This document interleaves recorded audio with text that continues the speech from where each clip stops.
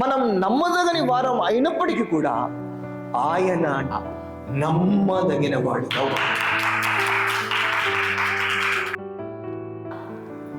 ఆయన విశ్వాస్యత కలిగిన దేవుడు.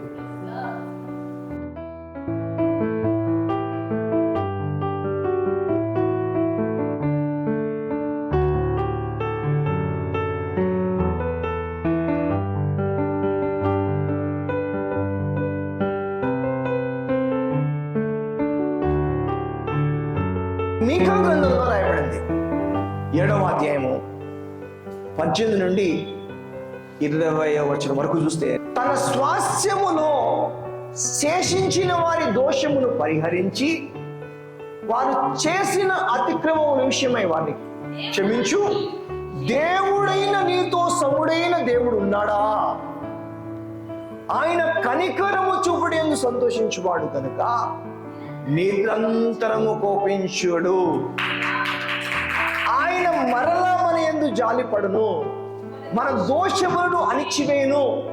వారి పాపములన్నిటినీ సముద్రపు అగాధములలో నీవు పడవేతువు.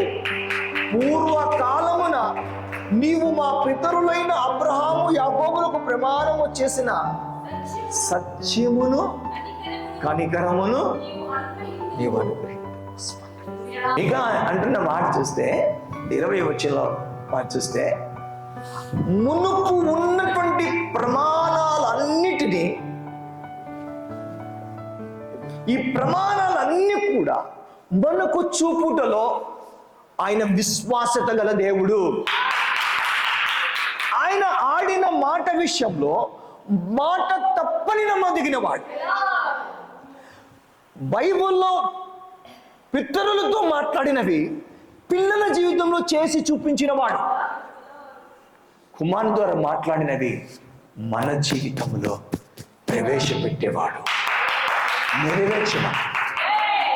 నేను ఒక్కటి అంటాను చెప్పిన ఆ విషయమే ప్రియులారా, నీకున్న ప్రమాణమును నెరవేర్చుటలో ఆయన లాంటి వాడు ఎవ్వడూ లేడు. ఇప్పుడు నా దేవుడు ఎట్లాంటోడైతే నా నమ్మకం గట్టిది ఉంటుంది. నా దేవుడు ఎట్లాంటోడైతే నేను స్థిరంగా ఉంటాను. నా దేవుడు ఎట్లాంటోడో దాన్ని బట్టే నా జీవితం ఉంటుంది. దాన్ని బట్టే నీ ముందుగతి ఉంటుంది. నా ముందుగతి కరెక్ట్గా ఉంటుంది. అట్లనే ఉంటుందా అంటే ఉంటుంది. ఎందుకంటే నమ్మదగిన దేవుడిని బట్టి ఉంటుంది. నువ్వు ఎంత నమ్మేవో నాకు తెలియదు, కానీ దేవుని విశ్వాసత అది నువ్వు అనుభవించేలాగా చేస్తుంది. నువ్వు గాలికి రెల్లులాగా ఊగుతున్నావు అనుకో, నేను రాయిలాగా స్థిరపరిచే విషయంలో నమ్మదగినవాడు, నమ్ముకోదగినవాడు. నాకు అనిపిస్తుంది ఆయన అట్లాంటోడే. ఆయన ఆ ప్రజల విషయంలో చేసే కార్యాలు అట్లాంటివే. ప్రకటన గ్రంథం 1వ అధ్యాయంలో 4-5 వచనాలు, నమ్మకమైన సాక్షియు, మృతులలో నుండి ఆది సంభూతుడుగా లేచిన వాడును, భూపతులకు అధిపతియునైన యేసుక్రీస్తు నుండియు కృపా సమాధానములు మీకు కలుగునుగాక. మనలను ప్రేమించుచు తన రక్తం వలన మన పాపముల నుండి మనలను విడిపించిన వానికి మహిమయు. దోషాలు పాపాలు అంత ఈజీగా వదిలిపెడతాయి మనుషుల్ని. పనికి మనల్ని చూపించే పాపాలు కాదు, మనుషుల్ని నాశనం చేస్తున్న పాపాలు కాదు. ఏమంటున్నాడంటే నిన్ని అలా పరిశుద్ధపరచడం కొరకు, నిన్ని అలా బలపరచబడడం కొరకు నీ చిత్తాన్ని నెరవేర్చడానికి నేను సిద్ధంగా ఉన్నాను తండ్రి. ఆ కొరడాలతో అలా కొడుతుంటే ఆ యొక్క శరీరము ముక్కలు ముక్కలుగా కింద పడుతుందట. చిన్న చిన్న ముక్కలు కింద పడుతుంది. కైమా చూసినారు ఎప్పుడన్నా? చిన్నపిల్లలు కైమా చేస్తారు కదా, అట్లా ఆ కైమా ముక్కల్లాగా యేసుక్రీస్తు ప్రభువు వారి యొక్క శరీరం పడుతూ రక్తం పడుతుంది. రక్తము చిన్న చిన్న ముక్కలు అంతా కలిసి ఆ ప్రదేశం అంతా ఎదుగుతుంటే అప్పుడు ఆయన ఏం చేస్తారు తెలుసండి? ఆ 2 చేతులు ఇట్లా బిగించి ఇట్లా పడిపోయినట్టు ఇలా లేచి నిలబడి ఆ శిక్షకు సిద్ధపడ్డాడు చాంతమ్మ. ఎందుకో తెలుసా? ఆ కొరడ దెబ్బ తగిలినప్పుడు, ఆ పిడుగుతుల దెబ్బలు తగిలినప్పుడు అక్కడ కొద్దిగా వాచి అది పగిలి రక్తం వస్తే నా బిడ్డల్ని ఆ రక్తం ద్వారా కడుక్కోవాలి. నా బిడ్డల పాపాలని, నా బిడ్డల రోగాల్ని ఆ పరిశుద్ధ రక్తంతో కడుక్కోవాలి. ఆ రక్తం రావాలి కాబట్టి ఆ శిక్షకి సిద్ధపడి కొట్టుకుండా ఎంత పడతారు. మీరు కొట్టినంత మంచిదయ్యా. ఈ వదలో ఈ గొర్రెపిల్ల ఈ నలిగిపోవడం అనేది ఎంత మంచిదంటే, నేనెంత నలిగి రక్తం వస్తే, నేనెంత నలిగి రక్తము ముద్దవుతే దెబ్బలు నా పిల్లలకు స్వస్థతని తెస్తాయి. కార్చబడిన రక్తం చేత అపవాదిని వాళ్ళు జయిస్తారు. చిందించబడిన రక్తం ద్వారా వాళ్ళు పరిశుద్ధపరచబడతారు. ఆ తండ్రి ఎంత పిండడానికి వీళ్ళు సిద్ధపడితే అంతా పిండించుకొని రక్తము కార్చి నిన్నేం చేశాడు? నీ దోషములను పరిహరించాడు. అందుకే ఈ పనికిమాలినోడు ఈరోజు ఇలా నిలబడ్డాడు. ఆ సిలువలో గొర్రెపిల్లగా వధించబడకపోతే ఈ పనికిమాలినోడికి బతుకులేదు. ఎంత నమ్మకమైనోడండి! ఆడెవడో పనికిమాలినోడిని బాగు చేయడం కోసం యేసుకు దేవుడు ఒక క్రియను నిర్ణయిస్తే విశ్వాస్యత చూపి నమ్మకమైన వాడుగా నన్ని పరిశుద్ధపరిచే విషయంలో తన నమ్మకత్వాన్ని చూపిస్తూ తన ప్రాణాన్ని పోగొట్టుకున్నాడు. అది యేసు.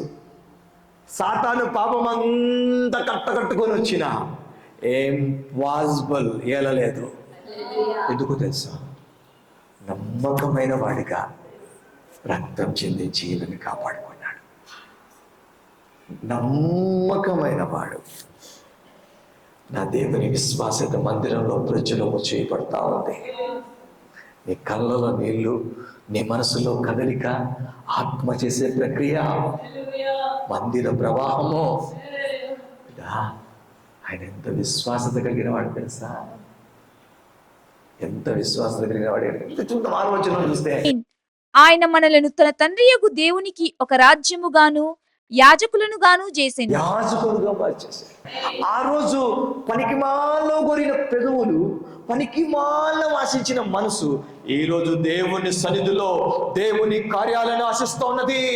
ఈ రోజు పాపం నుంచి అనేకులు బయటికి రావాలని కళ్ళు విలిపిస్తూ ఉన్నాయి.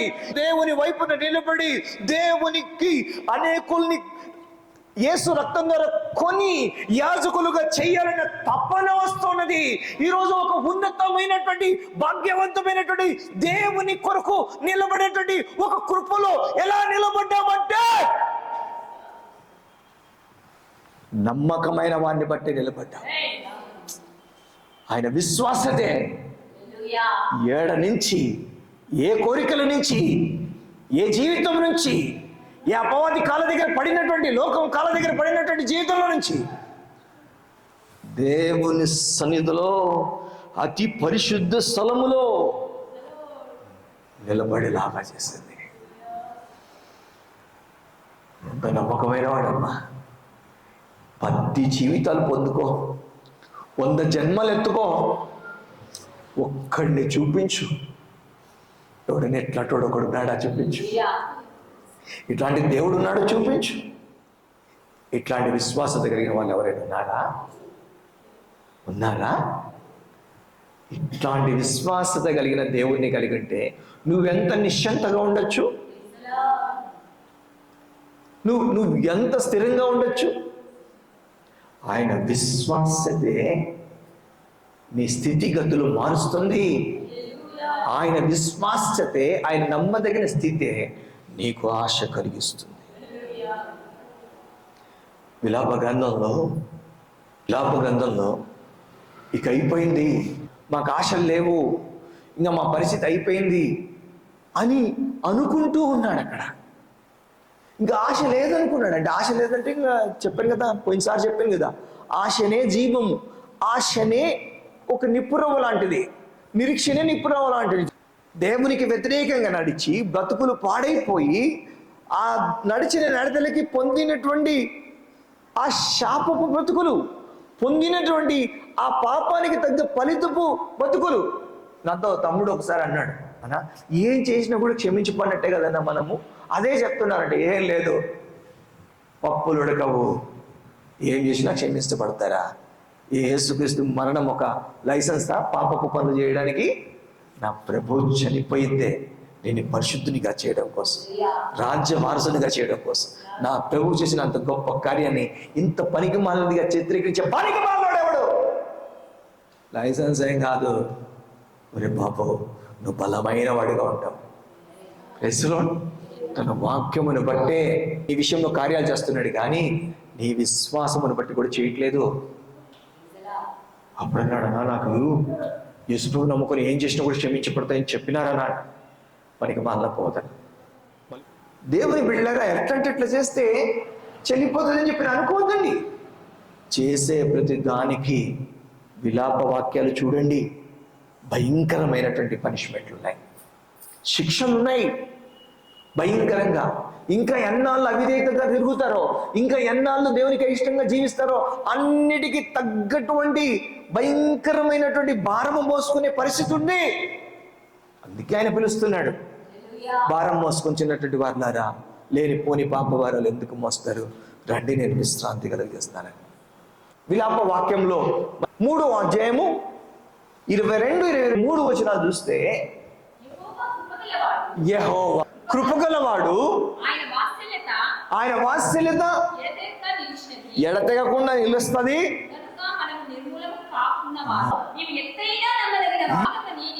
చాలు, ఇలాగ మా పరిస్థితుల్లో అంత ఉన్నతమైన మందిరం ఇచ్చి, అన్ని వాగ్దానాలు ఇచ్చి, అంత మంచి జీవితం ఇచ్చినప్పటికీ కూడా మేము ఆయనకి నమ్మదగిన వారుగా ఉండకుండా ఇలాంటి స్థితిలో ఉన్నాము. మేమున్నది మా నమ్మదగని స్థితిని బట్టి ఇలా ఉన్నాము. అయితే మాకు ముందు గతి ఉంది. అది దేని బట్టో తెలుసా? ఆయన నమ్మదగిన వాడు. మీకు ఇది ఎలా ఉందో నాకు తెలియదు, కానీ అలాంటి వాడికి ఇది ఎలా ఉంటుందంటే, అబ్బా, ఎండిన నేలలో, నెరలుడిచిన నేలలో విస్తారమైన జనం, చేసుకున్న దానికి చేసుకున్నంత అనుభవిస్తున్నావా? ఆయన నమ్మదగిన వాడు. నీకు ముందు గతి ఉంది. నువ్వు పాడైపోవు, నువ్వు భంగమైపోవు, నీకు ఆశ లేకుండా పోదు. నీకు ముందు గతి ఉండనే ఉంది. ఎందుకంటే ఆయన విశ్వాసత గల దేవుడు, ఆయన నమ్మదగిన దేవుడు. మనుషులు ప్రేమను తీసేసుకుంటారు. అట్లటోడా ఎంత ప్రేమించిన చెల్లి వదిలేస్తుంది, ఎంత ప్రేమించిన భార్య అయినా భంగపడతారు, ఎంత ప్రేమించిన తల్లిదండ్రులైనా అరే ఎట్లా చేసేయండి అనుకుంటారు. కానీ ఎవరి ప్రేమ నీ విషయంలో పడిపోయినా దేవుని ప్రేమ, ఆయన వాత్సల్యత నీ విషయంలో పడిపోదు. అది నిలిచే ఆయన నమ్మదగిన వాడు. ఏ అంటే ఈరోజు నువ్వేదో చేసి నీకేదో వచ్చి ఏదో అయిపోయినంత మాత్రాన తన సత్య ప్రమాణమును చూపకుండా ఉండడానికి ఆయన అపనమ్మకస్తుడు కాదు. ఎమ్మకలైపోయినటువంటి వాళ్ళు లేచి రావాలా? పాతి పెట్టబడినటువంటి వాళ్ళు తిరిగి రావాలా? ఎందుకంటే ఆయన విశ్వాసం కలిగిన వాడు. ఈరోజు దుమ్ములో ధూళైపోయినా, ఎముకలో ఎముకైపోయినా, ఒకవేళ నీకు ఇంకేమీ లేకపోయినా కూడా నిన్ను బట్టి, నీ పరిస్థితిని బట్టి, నువ్వు చేసిన దాన్ని బట్టి నీకు ఆశనేమి లేకుండా ఎంతైనా నమ్మదగిన వాడవు యేసయ్యా, వాగ్దానమిచ్చి నెరవేర్చను సమర్థుడవు నీవు. ఆయన నమ్మదగిన వాడు, విశ్వాసత కలిగిన వాడు. తెలుసా అండి, నీ జీవితంలో ఏమొచ్చి ఏం పోయినా, ఏదైనా ఇంకా ఏం లేకపోయినా, ఇక అంతా అయిపోయింది అనుకున్నా కూడా నీ ముందుగా రానే వస్తుంది. ఎందుకో తెలుసా? నీ నీతిని బట్టి, నీ మంచిని బట్టి కాదు, ఆయన విశ్వాసతను బట్టి. ఆయన విశ్వాసతను బట్టి నీకేమైనా నువ్వు ఉన్న చోట్లో, నీ ఇంటిలో, నీ పనిలో, నీ అన్ని రంగాలలో నువ్వు ఎక్కడ ఉంటే అక్కడ నీ తండ్రి మహిమపరచబడుతున్నాడా? గొప్ప కార్యాలు తీసుకొని వస్తాడు. ఎందుకు నీకు ఆరాధన ఇచ్చే దేవుడు? ఎందుకు నువ్వు గొప్ప చేయాలి దేవుని? యోబు జీవితంలో ఆస్తిని పోగొట్టుకున్నాడు, ఐశ్వర్యాన్ని పోగొట్టుకున్నాడు, కన్నబిడ్డలను పోగొట్టుకున్నాడు, ఉన్నదంతా పోగొట్టుకున్నాడు, ఆరోగ్యాన్ని పోగొట్టుకున్నాడు. అన్నిటినీ పోగొట్టుకొని ఒక్క మాట ఏమంటాడు తెలుసండి? యెహోవా ఇచ్చేడు, యెహోవా తీసుకున్నాడు, ఆయన నామమునకే స్తుతి కలుగునుగా అంటాడు. బా చూశారా? గొప్ప చేసే హృదయం. అన్ని పోయిన ఆరాధన మానని బతుకు. దాని ఫలితంగా ఏం జరుగుతుందో తెలుసా అండి? బిడ్డలు వచ్చారు, ఆస్తి వచ్చింది, ఐశ్వర్యం వచ్చింది, అంతకంతకు తేజరెళ్ళి రెండంతల ఆశీర్వాదంతో అనేకులు ప్రార్థన చేత బతికించేవాడిలాగా, అనేకులకు అతని సేవింపు ద్వారా విమోచనిచ్చే విధముగా, అనేకులు దీవించబడే విధంగా అతని వెలుగు తేజరిల్లింది. కారణం ఏంటో తెలుసా అండి? స్తుతి చేయుట అతనికి శోభస్కరమవుతాయి. దేవుని విశ్వాస్యత ప్రచురించుట అతని బతుకులో వెలుగు నింపి చూపించింది. ఎందుకు నువ్వు ఆరాధకుడిగా ఉన్నావు? ఎందుకు నువ్వు దేవుని మయంపరిచేటువంటి బిడ్డగా ఉండాలి? ఒక్క నిమిషం పరిశీలన చేసుకోండి.